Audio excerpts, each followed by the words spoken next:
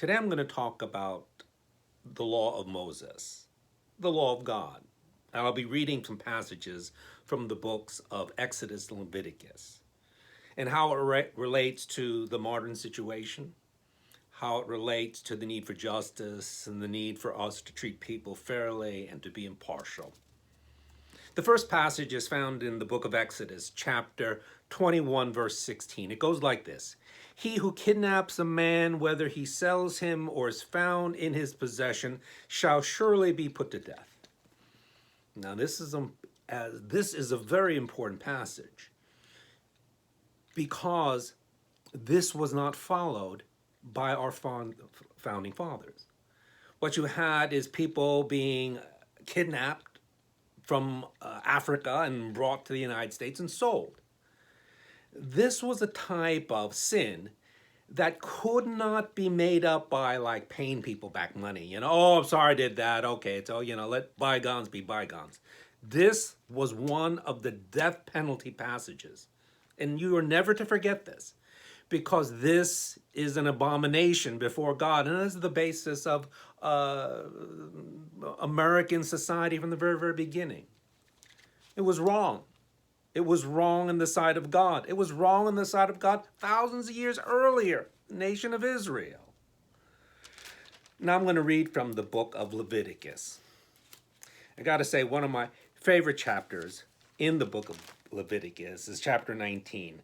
It's a very weird passage, very weird chapter, I would say, because that's very tedious things, very unusual things. But it also has a lot of passages about treating people fairly. Book of Leviticus, verse 19, verse 14, chapter 19, verse 14. You shall not curse a deaf man, nor place a stumbling block before the blind, but you shall revere your God. I am the Lord. Now, the passages that I'm reading have something in common. They will end with that phrase, I am the Lord. Has to do with how you view God in worship, how you view God in your identity. How you treat people in life is tied in with how you worship God. And in this passage in Leviticus 19, verse 14, how you treat people that are blind and deaf, who have disabilities, is tied to how you worship God. That's what it means to love your neighbor as yourself. Let's look at another one. Verse 15, the verse after. You shall do no injustice in judgment. You shall not be partial to the poor, nor defer to the great, but you are to judge your neighbor fairly. From those with disabilities to those who are poor. You are not to be a respective person and give people who are wealthier better judgment or ruling that favors them, because they can bring you to where you want to go. And poor people have nothing to offer you. You are not to treat people like that, because I am the Lord. Chapter 19, verse 33 and 34. When a stranger resides with you in your land, you shall not do him wrong. The stranger who resides with you shall be to you as the native among you, and you shall love him as yourself, for you were aliens in the land of Egypt.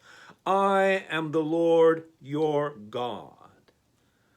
For people with disabilities, from people who are poor, to people who are different than you, people who immigrate to this country. Back in the earliest days of Israel, when the law of God was being communicated to his ancient people, you had to treat these people with fairness and with love, and with the stranger, you are to love them as yourself. Why? Not because it brings civil society, because it brings you good karma before God, but because it is tied with the identity of who our Lord is, and it is tied with our worship to him. So the next time you go to church, I don't know when it's going to be with this COVID shut in. Next time you Zoom into church, okay? Don't see worship as just seeing someone speak to you or singing a hymn.